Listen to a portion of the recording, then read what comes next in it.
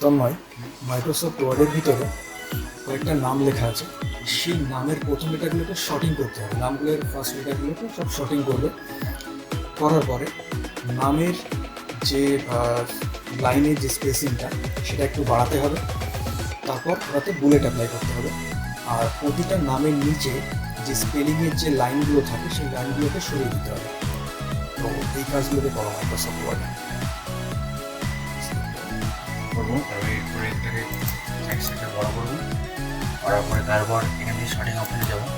Sorting অপশানে গিয়ে এখানে এই অপশানটা সিলেক্ট করবো, তারপর ওকে ক্লিক করবো।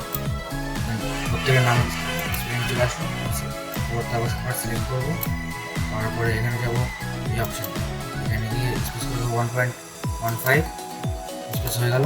এবার যাবো বুলেট অপশান, এখানে প্রত্যেকটা সিলেক্ট করবো, যাবো বুলেট অপশানে রেগুলারটা সিলেক্ট করে নেবো। এবার আবার কন্ট্রোলটা সলভ প্রত্যেকটা সিলেক্ট করবো, F7 প্রেস করবো। তারপরে এখানে ইগনোর অল যে অপশানটা আছে ক্লিক করতে থাকবো যতক্ষণ না যেটা ক্লিয়ার হয়ে যাবে। তারপরে ক্লিক করো, ওকে।